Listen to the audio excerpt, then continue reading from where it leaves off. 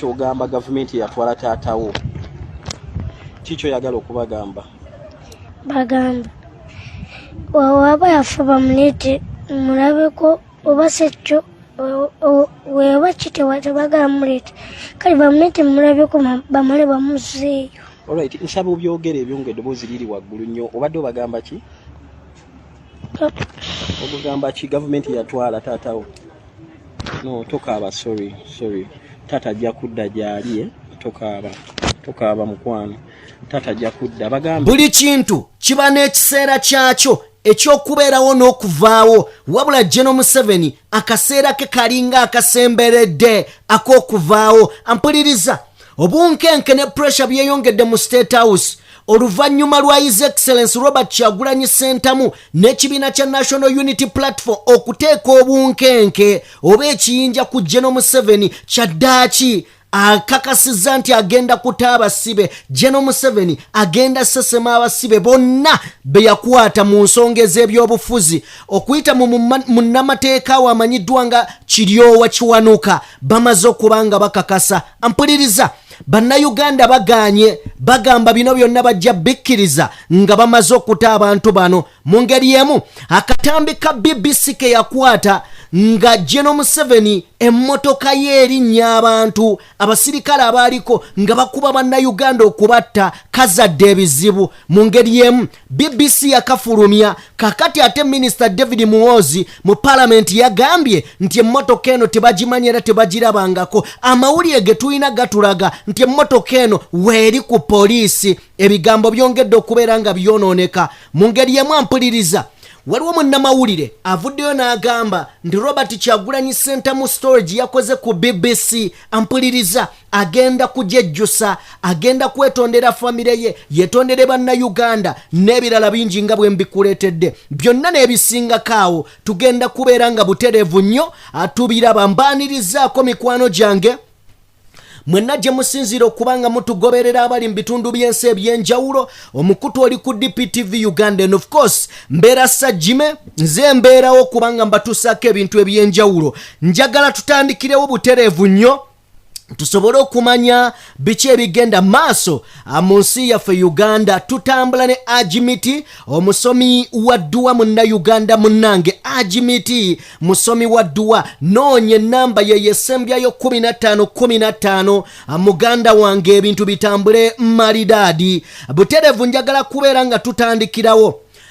Bwe tubanga tutandikiddewo olunaku olwaliro ku kitebe kya National Unity Platform ekisangibwa wali e Makerere Kavule, omukyala amanyiddwa nga Mary Namuyanja. Ono nga ye mukyala oba ye mukyala w'omusibe oba omuwambe oba gwe batta amanyiddwa nga Martin. Omusajja ono okusinzira ku mawulire ge tufuna Martin Lukwago akigambibwa nti no yawambibwa mwaka gwa 2020 awezezza emyaka 3 nga talabikako. Omwana we gwe yazaala mwana kati musajja mukulu, wabula olunaku olwajja amawulire gatandise okubanga gafuluma nga galaga nti omukyalo ono baleese bbaawe, wabula gwe baleese nga mulala, era bagenza okuteeka omusajja mu mawulire. Omukyala yavuddeyo n'agamba, bannange oyo si bba wange, temusobola kuŋŋamba nti simanyi bba wange, gwe namala naye emyaka 9 mirambirira. Omukyalo ono olunaku olwaleero yeesitudde bukolokolo n'ajja ku kitebe kya National Unity Platform. Ampuliriza, omukyalo ono amaziga gamuyunguse, amaziga gamuyiseemu. Bw'abadde ayogera ku bbaawe n'engeri gye bamuwambamu, era nga kigambibwa omusajja ono baamujja mu katale aka Wandegeya. Yes, baamujja Wandegeya mu katale gye baamuwambira abasajja aba military. Ampuliriza mukwano gwange, katono nnyo katulabe ku bibadde ku kitebe kya National Unity Platform, wabula n'omwana amaziga gamuyiseemu ng'ayogera engeri taata we gye baamubuzaamu. Gano ge maziga g'Abannayuganda nga Mwami Museveni abalemeddeko n'ebisajja bye ebijjudde agalevu, ebisajja ebikulu ebirina ebiwalaata naye nga byabulwa obusaasizi. Because no one has ever told me the issues of my husband. Ever since he was taken, I've never seen him. The one who's going around telling people that he's Chicago Martin is not the one. Please, people, stop telling people lies. That is not Chicago Martin. I know my husband. I spent 9 years with him. is not my husband. I had one kid and other kids are for other women, but the mother died. I'm the one looking after those kids. Stop telling lies, people. Bob Martin is not just to be found. He's not found. Kinajjukirwa mukwano gwange nga tuvudde mu katambi ako. Omukyalo ono yasoose kukola katambi. Akatambi ke yasoose ke kano wammanga. Katusooke tukafune then tufune omwana we. Olabe bujje lino. Okubanga nalyo nga likimanyi nti taata yawambibwa kibi nnyo kya nnaku. Kane ebifaananyi si bya bba wange. Ekifaananyi kya Martin nkirina ku ssimu. Simanyi lwaki bagenda nga bawuddisa abantu babalimbalimba.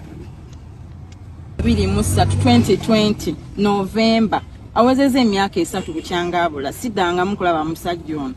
Noonyeza buli wamu omusajja abuze. Lwaki baba bannimba mbu balabye omusajja atali bba wange? Gwolaba ono afaanana oli gwe bagambye ali mu mawulire. Nze bba wange mmumanyi.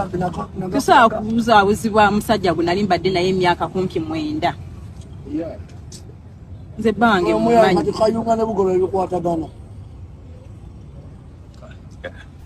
Ako ke katambi munnayuganda munnange. Omukyalo ono Mary Namuyanja yategeezezza nti RDC w'e Kayunga amanyiddwa nga Moses Dumba ne Diso baleese omusajja gwe batuumye Martin Lukwago. Ye omukyala agamba simumanyi oyo omusajja, nze simumanyi. Neno tunulya ddala ne bw'aba kale omukazi tugeze kale yagwamu akazoole bbaawe tamumanyi. Naye ono omusajja omulaba gwe baleese, omusajja muwanvu embazi alinga agaayo amayirungi. Omusajja gwe baleese muwanvu embazi ziringa embajjo za muwogo. Ate ono gwe boogerako musajja wakafeesi katonotono, tosobola gamba nti amwerabidde. Kale nno byebyo mpuliriza katufune ku ddoboozi ly'omwana. Omwana taata myaka 3 kati ono omwana kitegeeza ali mu myaka nga 6 oba okitegeera myaka nga 6 katuulye ebigambo by'omwana. Ekyatuuka ku taata okimanyi? Omaze emyaka emeka nga tulaba ku taata? Myaka 3. Taata we yabula atya? Baamusiba. Osobola okumanya engeri owulira engeri gye baamukwatamu gye baamukimamu? Bali budde bwa kiro. Yogerako waggulu. Bali budde bwa kiro? Bali budde bwa kiro nga ffe tuli waka nga taata ali ku luddo. Abajasi ne bajja ne bamutwala. Okuva olwo toddangamu kulaba ku taatawo. Omusajja ono yavuddeyo ne yeeyita taatawo. Yoyo taatawo oba alimba? Si yeye. Weetegereza bulungi ekifaananyi kye? Si yeye. Ate eddoboozi we baamukuwadde ng'ayogera nga si lye lya taata? Si. Kati owulira otya muli okubanga taata tomulina ebiseesaawa zino? Bobi. Oddawo nolowoozaako ku taata? Naye nga ataliiwo. Olowooza basirikale ki abaamutwala ng'okusinziira ku by'owulira? Gavumenti. Alright, ndina Lukwago Morgan ono ye mutabani wa Lukwago Martin eyabuzibwawo emyaka 3 kati taddangamu kulabika mu bitundu eby'emukono, naye gye bufuddeko nkuddiramu kati nti RDC ne DPC bavuddeyo ne babako omusajja gwe bapaledinga nga bagamba ye Lukwago Martin.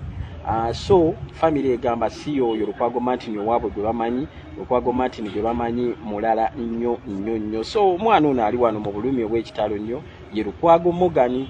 Era nga bw'omulaba lwakwa Facebook gikulaga nti akyali mwana muto. Bw'omulaba afaananira ddala kitaawe, talina waafaananira musajja gwe balaze.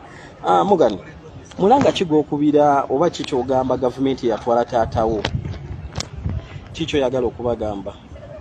Bagamba waaba yafa bamuleete mulabeko oba sekyo weba kitebagala muleete kale bamuleete mulabeko bamale bamuzeeyo. Alright, nsaba obyogere ebyo ng'eddoboozi liri waggulu nnyo. Obadde obagamba ki? Obugamba ki gavumenti yatwala taatawo? No, tokaaba, sorry. Taata ajja kudda gy'ali, tokaaba mukwano. Taata ajja kudda. Bagambe gavumenti eri taatawo. Gavumenti mbasa mukumyewo taata kubanga mumissing. Oba mufu mumukumyewo mutaze. Okay, bwe tuba nga tuvuddeko eyo bino byewuunyisa. Honorable Robert Kyagulanyi Ssentamu aka Bobi Wine has exposed himself. This is exposing. Yes, he has totally exposed himself, and it is going to be hard for him to retrieve his statements. Abantu batandise ogitaputa mu ngeri abalala bagamba no teyategeeza ekyo abalala bategeeza bano abagamba nti teyategeeza kino. We have omuzungu kyagamba they are being clever by a half. They are being clever by a half. Bagala kwefuula nti bo be bamanyi okusinga ku balala bonna. There is what you can protect and there is what you can't protect. What is the impact of ebigambo bya Kyagulanyi kubabaka bimukoseza nnyo kubabaka ba NUP bikoseza Robert Kyagulanyi Ssentamu ng'omuntu. Sure. Ne bikosa family ya Robert Kyagulanyi Ssentamu nga family. Ne bikosa eggwanga Uganda ng'eggwanga. Ne bikosa abawagizi ba National Unity Platform. Ne bikosa n'ababaka abali mu National Unity Platform. That's why you see they are still, because it's a fragile situation. Eno ye gavumenti ya Gen.M7 ye gavumenti ya Uganda ampuliriza teteesaayo bya makulu yadde bya magezi biyamba banna Uganda wabula eteesa ebyo ebigiyamba okubeera mu buyinza. Kati wulira olunaku olwajjo palamenti y'eggwanga okusinziira ku Uganda Police yategeezezza nti nno baagula embwa 10 mu mwaka gwa 2022 ne 2023.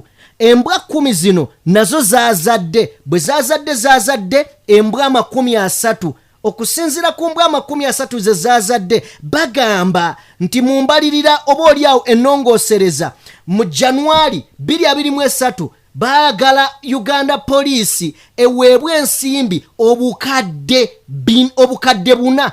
Yes, obuwumbi 4 mu obukadde 968 bagule embwa eziwerera ddala 750.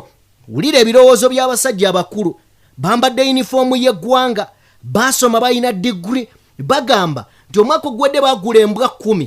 Embwa 10 ne zizaala embwa kakati waliwo embwa 3 wabula baagala embalirira y'eggwanga Uganda ne palamenti ebawa obuwumbi 4 mu obukadde 968 baguleyo embwa endala 750 bazongere mu kitongole ekikuuma ddembe okusobola obbasobozesa okubeera nga munnange ebyokwerinda bibeera binywevu era gulugulu. Beba n'abasajja abakulu abayimirira ku TV ne boogera palamenti mu kifo ky'okuteesa abaana b'abantu bawambibwa batya, abaana b'abantu babuzibwawo batya, ye ate banaabiteesako batya nga bennyini be bawamba. Bw'otunuulira ekyo ekifaananyi kye nkuteeredde basajja bakulu bambadde uniform bali mu palamenti ewateesebwa amateeka g'eggwanga bali mu kuyisizaawo birowoozo byambwa. Kibi nnyo kya nnaku. Nga bwe nakugambye tutambula ne Ajimiti musomi wa dduwa munoonyeko mukwano gwange ennamba yesembe 1515 asobole okubeera nga butereevu nnyo akuyamba ku bizibu ebikusumbuwa. Kakati njagala tube nga tweyongerayo tetunnaba kuva mu byewuunyisa. Kakati wulira nga tukyagenda maaso n'okuclaiminga abantu abasibibwe watali musango nga Uganda Police n'ebitongole by'ebyokwerinda bikyalidde empanga byefuddemu mu kuwamba n'okubuzaawo Abannayuganda abatalina musango. Kakati wulira ebizze okusinziira ku eri amanyiddwa nga eri muwummuza ono komishona wa Uganda Police Uganda Prison Service yategeezeza Parliament olunaku lwaleero lwennyini nkubuulira agenze maaso n'okuba nga ategeeza Parliament nti kakati twetaaga mutuyambe Parliament nga Parliament mu ggwanga Uganda tulina amakomera matono ddala nnyo. Twetaaga mutuzimbireyo amakomera amalala 16 nga gano gafaanana kitalya. Twetaaga mutuzimbireyo amakomera amalala 16 gano nno nga genkana kitalya mbu katono nnyo. Olw'ensonga nti nno amakomera ge tulina olunaku olwaleero gajjudde omujjuzo okugeza ekkomera dirimu abantu like nga bono gamba 10 nti ekkomera lina beeramu abantu 10 wabula ate kati lirimu 10 emirundi 5 kitegeeza lirimu abantu 5 oba ntegeerekese kitegeeza ekkomera erimu bwe liba nga ligendamu abasibe 3,000 kati mulimu abasibe bwemba mugendamu abasibe 1,000 kati mulimu abasibe 5,000 tutegeerekese kakati ono omusajja eri muwummuza agamba asabye parliament ebayambe ebazimbireyo amakomera amalala 16 gano nga genkanankana kitalya agambye nti ekkomera at least erinaabanga lya muwendo mutono libe nga liyingiza abantu 4,000 libe nga lisiba abantu 4,000 tutegeerekese bulungi era ng'asabye parliament nkugambye wali emabega abasajja era poliisi bitongole byakwerinda bisabye obuwumbi 4 mu obukadde 968 bagule embwa 7 kakati bano bazze bagamba parliament ebayambeddemu ebazimbireyo amakomera amalala 16 amakomera 16 nga buli komera lisiba abasibe 4,000 kakati wano bagambye bwe bati beetaaga parliament ebawa obuwumbi 12 mu obukadde 9 okuzimba amakomera gano bali basaba zambwa bano basaba kwongera ku makomera wuliriza newankubadde basaba kwongera ku makomera naye emisango egiri mu kooti egiri mu makomera ne gye buvuddeko awo waliwo okwemulugunya nti abasibe bangi bali mu makomera tebawozesebwa gavumenti nevayo netugamba nti teyina balamuzi bamala abalamuzi bwe baba nga tebamala bwe gaba nga amakomera go gajjudde ate mwagala makomera malala era muterekeyo buteresi n'abaliyo babalemye okujjako emisango mubate mukutta abaana b'abantu mubasibe watali misango musibe abalina emisango kati abatalina misango mubaagazaaki olwedde muli mu kwonoona ssente mutukomberako mannyo gasiya buloolo njagala kubeera nga naawe onvaawo muganda wange bwe tuba nga tuvuddeko sayidi zeeyo mu parliament byebiriyo njagala kutwalako mu katambi akatabudde abantu ampuliriza akatambi kano kakwatibwa ennaku z'omwezi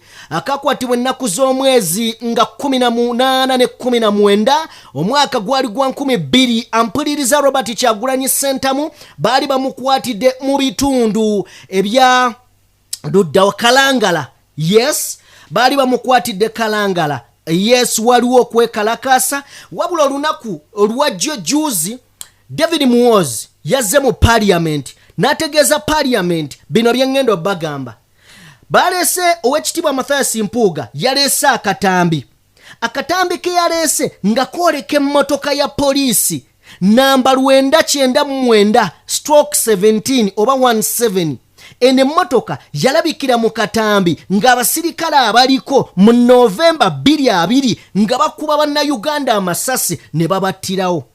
Wabula David Muwozi yavaayo n'ategeeza parliament nti bino byewuunyisa yavaayo n'ategeeza parliament nti ene motoka bo mu kitongole kyabwe eky'ebyokwerinda tebagimanyiiko. Ene motoka mu kitongole kyabwe eky'ebyokwerinda tebagimanyiiko. Ampuliriza bino byonna we bijjidde nga katambi ka BBC ako kogenda mu maaso n'okuba ng'olaba kamaze okwoleka abasajja abaali babagalidde emigemera wala nga bagenda mu maaso n'okuba nga batulisa bannayuganda. Wabula bino ebibookeza David Muwozi yazze mu parliament n'agamba eno emmotoka tebagirabanga nako okufiira mu kitooke kya Gonja eyo emmotoka Uganda Police tebangako nayo. David Muwozi n'ekiwalaata n'emyaka gye mingi ne degree ku mutwe ng'ali mu kakasa parliament nga batalabanga ku mmotoka eno. Tutwala omukisa guno bategeeza nti ffe tumanye emmotoka gyeri.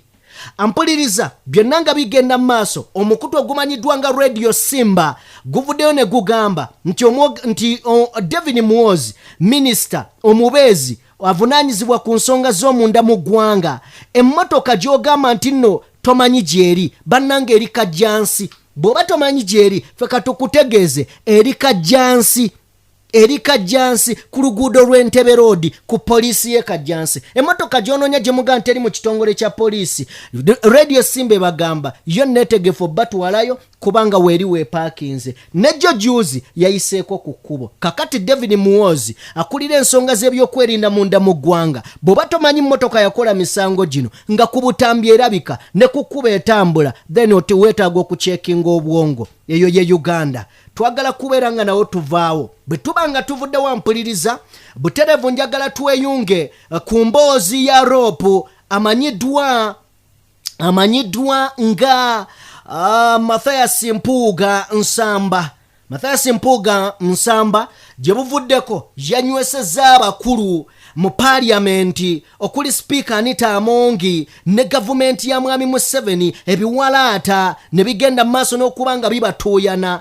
Yagenze maaso n'okuba nga ajjayo ekitabo bw'atyo n'atandika okunnyonnyola muntu ku muntu eyabuzibwawo. Ampuliriza, Mathias Mpuuga olunaku olwajjo yavuddeyo n'atutegeeza nti okusinziira ku bigambo ebiva ewa State Antony amanyiddwa nga Kiryowa Kiwanuka biwe essuubi. Wabula bino biwe essuubi ng'essuubi liva luddawa. Teriva nti Kiryowa Kiwanuka yasanyuse nnyo. Buno Obunkenke obuteereddwawo ababaka ba parliament ab'oludda oluwabula gavumenti. Guweze omwezi mulamba ng'ababaka bavudde mu parliament nga beediimye n'emirimu nga giyimiridde. Tuzze tulaba obutambi obw'enjawulo nga sipiika yeekangabiriza Anita Amongi Mrs. Kizigo omuzungu nga munda muddugavu. Bw'atyo bwe yavaayo n'ayambalira ababaka ba NRM abaali bafunyeemu ensa nga bagamba sipiika yita bannaffe bajje tutuule tusobole okuba nga tuweereza eggwanga. Kakati Anita Amongi yabissaamu busungu n'abagamba kale mubireke oba temwagala si mmwe mwansomesa amateeka. Mpuliriza katono nnyo tufuna akatambi ka sipiika Anita Amongi nga aboggolera ababaka ate tujje nkubulira ebirala ebyagudde dda mu nvubo oba ebyagenze dda maaso n'okuba nga bikaayira Gen.M7 bw'atyo n'asalawo awandula abasibe abo abaali baasibwa olw'emisango egy'ebyobufuzi. Boycotting sitting. Right, Honorable Speaker, this is the workshop of democracy. I would request that we give a benefit of doubt. I've shared with the LOB. We have shared with some colleagues. Right, Honorable Speaker, I request that we give a... Don't start teaching me the law. Okay? I am in charge of this house, and it's my responsibility to make sure that the members are in this house. Fact remains, you are paid to sit in this house. Give accountability to the taxpayers outside there. Don't get the salary and remain in the streets of Kampala, in the corridors of Parliament, and you're not working, and that's where that statement came from. Want value for money. Most obliged, Madam Speaker, and that's... Oyo ye Speaker Anita Amongi Narongo yakamala okuzaala abalongo. Kakati muganda wange okusinzira ku mawulire ge tufuna era kitulaga nti obunkenke bubatudde mu mwoyo bubatudde mu bifuba era nga kiraga nti batuula obufofofo mu State House okulaba abasajja ba opposition kiki kye baagala. Abasajja ba opposition kiki kye batunoonyako. His Excellency Robert Kyagulanyi Ssentamu Mitembo ng'ali mu ggwanga lya Bungereza atadde akazito ku gavumenti ya Museveni kuba yali yamusetinga omupiira nti bw'anaagenda eyo ajja kutomera akasajja omupiira kaguzannye bulungi golo ne kawunzika nga gulinnya 0. Ogenda okumaliriza ng'ate ne wakamutayiza azoganya ku international level mu parliament yalekayo abakulu. Kakati ebintu byatabuse dda mu gavumenti ya mwami Museveni byatabuse bitya. Wuliriza, okusinziira ku Mathias Mpuuga yakulira oludda oluwabula gavumenti mu parliament yatutegeezeza olunaku olwaleero nti no gavumenti okuyita mu Antony General waayo Ssaabawolereza wa gavumenti amanyiddwa nga Kiryowa Kiwanuka yamaze dda okuba nga amuyita amutegeeza nti kyekiseera batuule ku mmeeza. Bwe batuula ku mmeeza basobole okubaako bye bakkaanyaako. Era yamaze dda okutegeeza ab'oludda oluwabula gavumenti nti bagenda kutuula n'ebitongole by'ebyokwerinda byonna okusobola okulaba ng'abantu abaakwatibwa olw'ebyobufuzi bonna bateebwa okuva mu makomera ku kakalu ka poliisi. Ono yayongedde n'ategeeza nti yaŋŋambye tugenda kubeera nga twogera okulaba nga tuta abantu okuva mu makomera nabo abavunaanibwa emisango bavunaanibwe, wabula be tugenda okuta ku kakalu ka poliisi tugenda kubata ewatali kakwakkulizo konna badde waka. Ekibuuzo kiri nti baali balinda ki? Ekyokubiri babavunaana ki? ekyokusatu bwe babata bagenda tugamba ki nti baali babakwatira ki kakati ebyo byonna nga biri awo omukulu amanyiddwa nga Kakwenza Rukirabashaija. Kakwenza bwawulidde bino n'agenda mu maaso n'okuba ng'ayogerako ne Mathias Mpuuga Nsamba. Agambye bw'ati Mathias Mpuuga, bino bye bigambo bya Kakwenza, nsoma bya Kakwenza mpuliriza. Kakwenza agambye bw'ati, agenze ku kibanja ekya X, abasinga gye mwali muyita Twitter, yakyusibwa. N'agamba, if you trusted him, then you have a problem. N'akiddamu mu capital letter, you have a problem, Mr. Mpuuga, and this is not a downplay your effort. Kitegeeza ki kyategeezeza? Agambye bw'ati, agambye nti no Mathias Mpuuga bw'oba okkiriza ebigambo bya regime eno eya mwami Museveni ebyakiryowa kiwanuka, then oyina ekizibu. N'akiddamu mu capital letter, oyina ekizibu ekinene.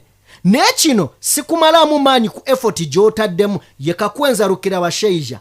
Wansi mu comment n'omulala n'agamba azzemu ya Kakwenza, agambye nti exactly kino kiwulikikanga omukebe omukalu oba ebigambo eby'obutaliimu. Bw'ogenda mu maaso n'okwesiga ebigambo by'abantu abali mu regime eno, mu gavumenti eno, then awo oba olimba.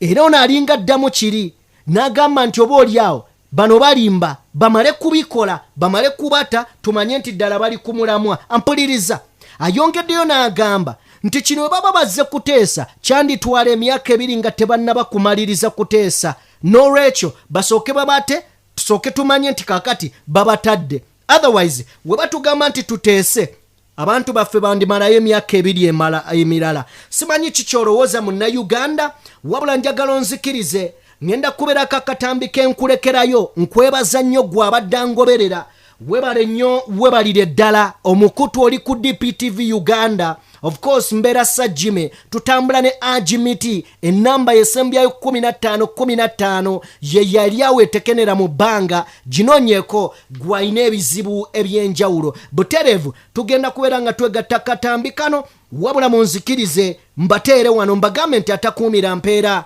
abankuumire. Mubeere bulungi, mbaagala. Almost buli weeki turekodinga abantu bebanga bawambye either ku nsonga zaffe za NUP, bawagizi ba NUP, naye ebiseera ebirala nga baganda baffe abasiraamu bebawamba ne batwala ne babuzaawo.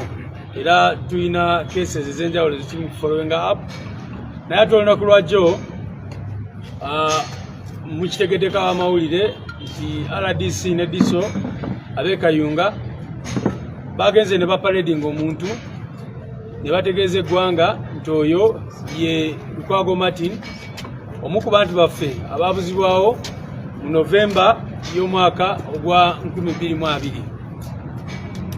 RDC yavuddeyo of course nga bagezaako okudiscreditinga byetwogerako eby'abantu baffe abuzibwawo.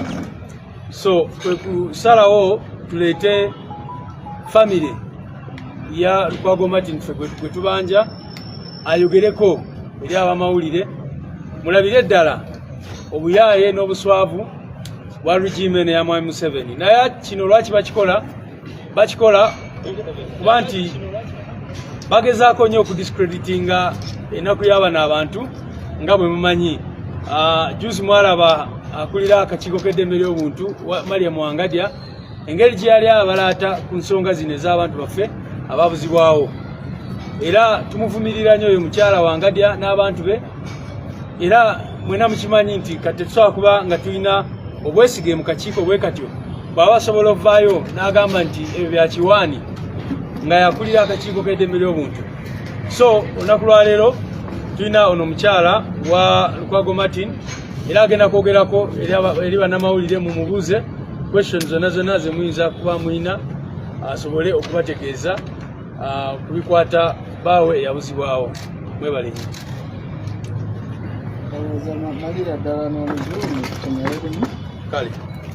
So we are here today. Yesterday the RDC and DISO of Kayunga paraded a certain man who they claim is Lukwago Martin. They did that to try and discredit our constant demand for our missing persons. And so, yesterday they had a man who they said was Nkwago Martin. Of course, our human rights office immediately contacted the family. You've all been seeing this lady crying out everywhere in the media about her missing husband who was taken away in November 2020. So the RDC paraded the man, and the man started claiming that he was the one, the Nkwago Martin, which we condemn in the strongest terms possible, because when we contacted her, she confirmed that this is not Nkwago Martin who they are looking for. She has never met that man, as she will tell you herself. But this is to show you how the regime is very shameless. You know, they started with the Eric Mwesigwa issue when they claimed that NUP tortured him. And now they are trying to discredit the pain of these families. And you saw how the chairperson of the Human Rights Commission, Maria Mwangadia, was talking about this. So they are trying so hard to discredit the pain of these people, but our demand continues to be that we want these people back, because these were Ugandans who were abducted and taken away. And we've been saying that if those who were killed, let them produce these bodies so that the families can have closure. These families should be able to bury their people and know that instead of them every other time coming up with stories of this kind. Because as she will tell you the circumstances under which the husband was taken away, and of course she has come with the son to Nkwago Martin, who will also speak to you.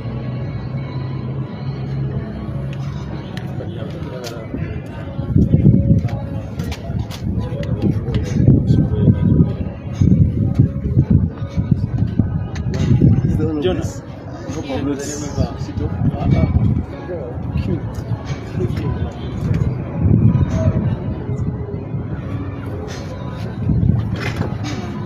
Abanyabo ne basebo amanya gange nze namuyanja Mary ngamaza akabanga nga ngonda bamawulire sijja kukowa kunonya bba wange bayita Nkwago Martin batwalira kuz'omwezi nga 23 Novemba 2020 bamujja mu katale k'ebugoloobi ng'ali ku mirimu gye egya budde gye yalinga akola n'ate kinewunyisira omuntu omu okuvayo mawulire n'agamba nti Nkwago Martin ye tebamuwambangako era ye gyali yafuna accident. Naye omuntu gwe bandaga si ebbawa tabanfuna bbawange ekifaananyi kyenina n'okugenda ekifaananyi kye bafumiza mu mawulire si ebbawange. Kasimanyi lwaki gavumenti eyagala okuddisa abantu, simanyi oba eyagala kunsuula ddamu ve ku nsonga zinneeno naate sigenda zivaako nga siraba musajja siraba taata w'abaana bange nabadde ajja ku mawulire naye nfunadde eddoboozi ly'omusajja nga baagala okunguuza ddala ye musajja g'omanyi naye ng'omusajja simumanyi eddoboozi siriwuliranga nako n'ekifaananyi sikimanyi Nkwago Martin owange bwemanyi sinnamulaba atange munyambe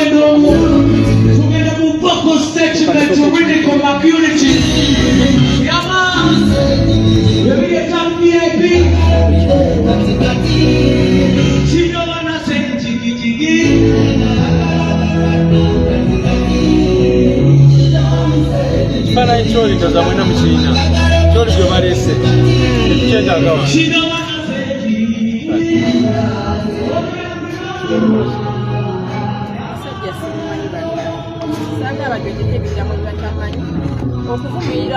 okufumaganya amanya gakwatibwa n'okugamba nti bankubira essimu zine bagamba ensonga za bbange nazivaamu ensonga za bbange sizivangako omwana wange n'alawulira ati ati mama ensonga za tata yazivaako nga tatayita imagine naye namuwadde essimu awuliriza eddoboozi ate naanakuggwa nayo n'agamba osiye taata wange omwana wange awezeza emyaka 8 olwayo emyaka egiweza 3 bukyanga batwala tatayita ddangamu omulaba naye nga lunaku lwava kusomera mbuuza taata ndiddamu omulaba tuuka n'okyusa environment gy'abeeramu nga manya atirisi alibeerako oba alikyerabiramuko atirisi akaseera kubanga kimuto kyaringa banne mulekera okuddiisa abantu Martin Nkwago talabikanga nze omusajja wange nali mumanyi namala naye emyaka 9 mumanyi ngesaano ne bw'omuleeta mumanyi bwafaana nasaaga mulimbe bantu nti Martin Nkwago yavuddeyo ngu yalabise tannalabika n'omwana wange nasobola bagamba ekituufu sigamba nti nina bye muteekamu naye amanye ekigenda mu maaso si mwana muto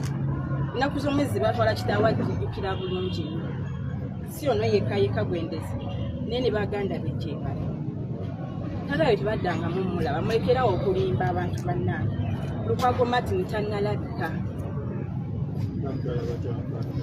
bamusanga bugolobi mu katale ng'atudde ne banne mulesha tayimu yabwe yali ku luddo ne wajja abasajja abambadde ebikugavu ne bamutwala ever since olunaku olwo tetuddangamu mulaba n'olunaku olwo bamutwala balina omuntu gwe bakuba n'essasi ate onawo akyalina essasi mu kibeere newe mujja ku ground ne mubuuza Lukwago Martin gye yasiibanga gye yabeeranga buli omu amumanyi buli omu akimanyi Lukwago Martin talabikanga bakimulimba abantu bannange wakimwagala okutukabyanga buli lunaku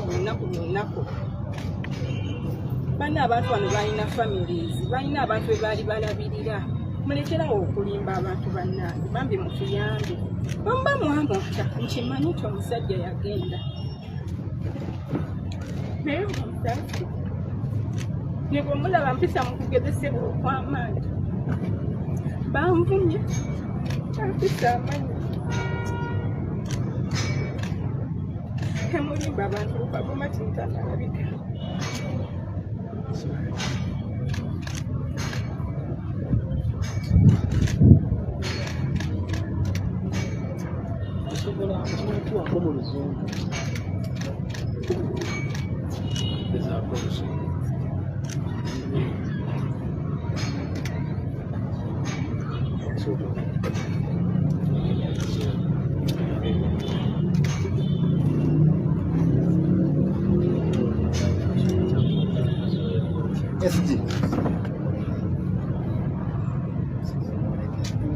Tumulekono.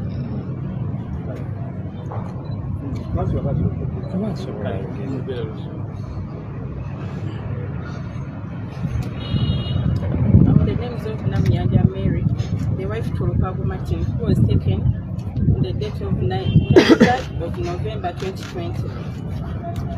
But those who are going around telling people that Lukwago Martin is seen, Lukwago Martin is not yet seen. I'm still looking for my husband since he was taken.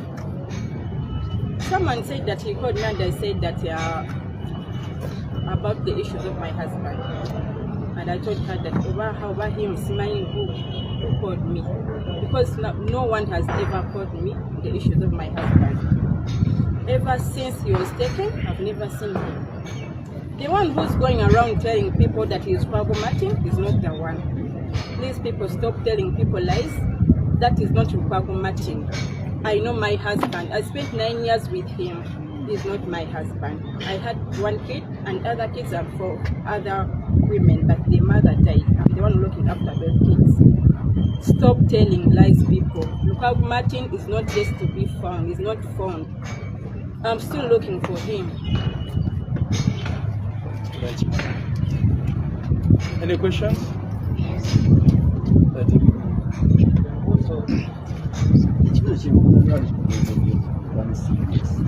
Kakati mama kikyosaba gavumenti okubanga ekiddeyo nebutuusanga wali Lukwago Martin walisabye omuntu oyo akwatibwe kikyolooza yenna agenda nga yeerimbika mu linnya lya bba wange akolebweko ng'obwire ebulade kubanga tamanyi kikyazanyira kunze omusajja wange nali mumanyi olaba omwana ono nga bwafaanana yali kitaawe kati ombulire omusajja gwe batadde mawulire n'ono omwana balina bye bakwataganira balowooza nze ndi musiru nze njagala bba wange oba mufu oba mulamu njagala bamundage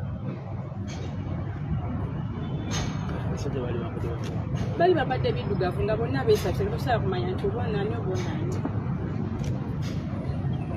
kubanga n'abantu be bamukwata nabo olunaku olwo babakwata abantu 10 naye dativeri ne balizinga abantu babakwata abantu 11 dativeri ne balizinga abantu 10 ye ne bamusigaza naye buli gwobuuza gwe yali naye bane babatwala omusajja bamutwala bagga baffe bali batubye kantuntunu ku maaso tamanyi kikyagenda mu maaso bwe bamugamba nga fuluma nga bakuba bukubi emigongo odduka olw'okuba nti bali mu kutya ng'odduka budisiti walazima tubamanya nga kikyaddirira okutuuka ebudde bugolobi nga Martin Lukwago taliiko kakati myaka esatu sajja talabika twagala tumale kweyamba tugende ku makubo manyi tuli mu bulumi mwagala ki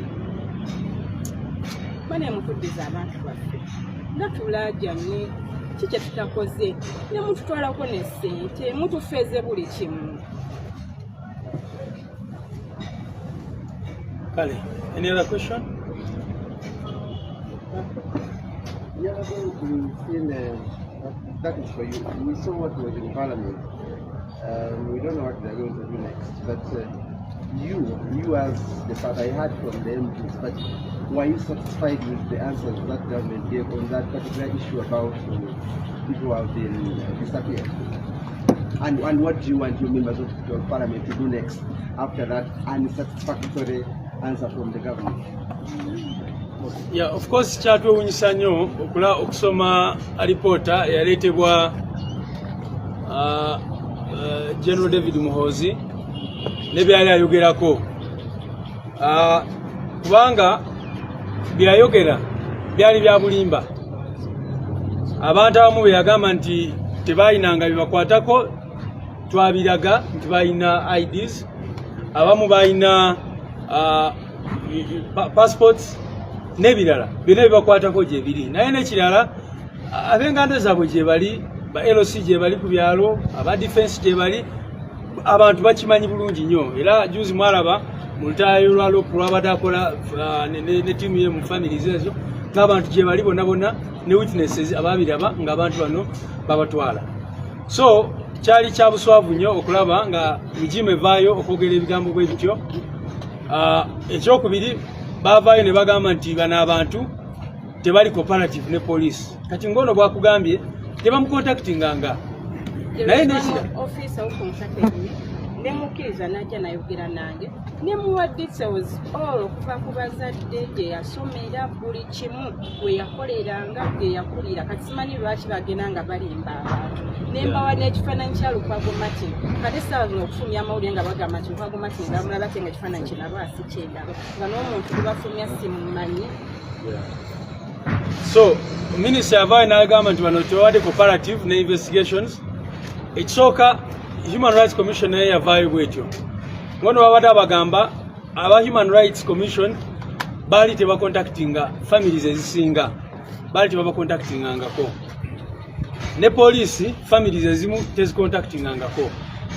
Naye ne bakontaktinga wa details zonna zonna ezibakwatako ne batabeerawo kye bakola ogenda mu maaso. Naye tulina information nti abantu abamu bo bennyini baavaayo ne bategeeza kati ngabo be bagamba nti batwala ekakiri mu barracks ne bamalayo ennaku nga ziizo. Abamu be baali basibye nabo ne babalelizinga, abalala ne babalekayo. Kakati ezo questions ze tulina nti lwaki mulimba abantu, nti bano abantu tebawadde ku police okuwaaba gino emisango. Ebiseera ebirala bano bagezaako babakontaktinga nga bagezaako okubagulirira. Ne bakontaktinga family ne bagamba katukoye sente meka ensonga z'omuntu wo oziveeko. Ekyongera okutulaga nti oba oli aba n'abantu either babatta oba babakola kyonna kyonna kye babakola, naye tubanja tubuuza bano abantu mwabateekawo baba gye bali baleete, bwe mwabatta muleete emirambo gyabwe abantu baabwe babaziike bulungi. So question endala nti tuzaako ki, mujja kutulaba nga tukola activities ez'enjawulo ku nsonga eno. Nalabye mukyala wangadi agamba nti tugezaako okulaba ng'eno ensonga teva mu ddiiro. Tegenda kuva mu ddiiro okutuusa nga bana abantu bakomyewo oba nga tutegeddewa gye bagenda. Kubanga kati chairperson w'akakiiko k'eddembe tasobola atya okuvaayo n'ayogera statement ng'eyo nti tugezaako nnyo okulaba ng'ensonga eno teva mu ddiiro. Bw'aba nga ayagala eno ensonga eve mu ddiiro baleete abantu bano so that there is closure for these families. Abantu bamanye abantu baffe ki ekyabatuukako. Ate ekirala balekeraawo okuwamba abalala nga bwe mbagambye everyday wano tubeerawo n'abantu ababa bazze reportinga cases empya zaabwe bawambye n'ebirala bwe bityo. I think those are the questions. Twalabye Nobert Mawonga avaayo agamba nti abantu bano byayogedde nga tusubire wabiwulidde tusuubire okuddamu okulaba nga kye mwakola ku human rights okubakuŋŋaanya ne mubatwalira bonna abantu oba mwamulesa afiire mu firimu ye. Nobert Mao of course muswavu kubanga yagambye nti bano abantu bagende eri gavumenti. Kati kyembuuza Human Rights Commission ekolera ani? Si part of government. Police ekolera si part of government.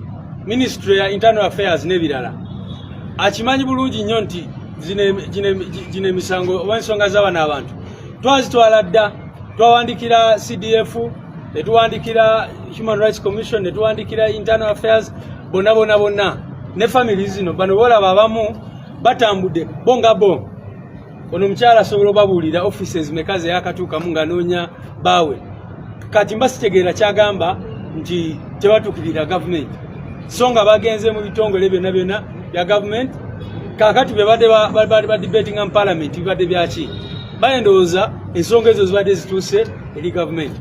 So bano abantu webali ate bo kyebaagala baagala abantu baabwe kyokka kyebaagala teri nsonga ndala yonna gye baagala era bwe baba bamanyi nti babalina babaleete abantu baabwe ensonga eneve mu ddiiro.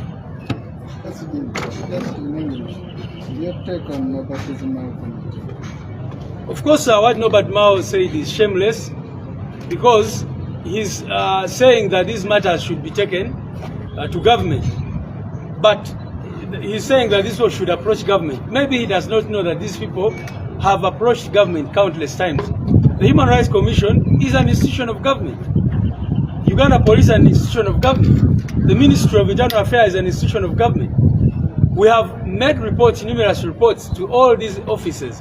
These people themselves, the families of the victims, have approached all these offices, the different offices, you know, and they have not been helped up to now. So I don't understand when he comes up to say that this people should approach government or should approach them. You know, for us, we are demanding and we are making the demand to the regime of Museveni. We are saying we want these people to be produced, dead or alive. So if he knows that, if Norbert Mao knows where these people are, and the government wants this matter to come to an end, let them bring these those missing people back to their families, and this matter will be put to rest and will go on to other things.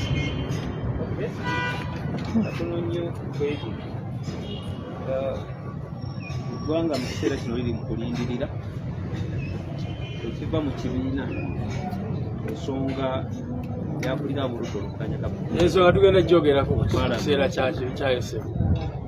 So tugenda gyatulira mu kiseera kyayo. Tagala gi. Kati tuli ku nsonga z'abantu baffe abaabuzibwawo.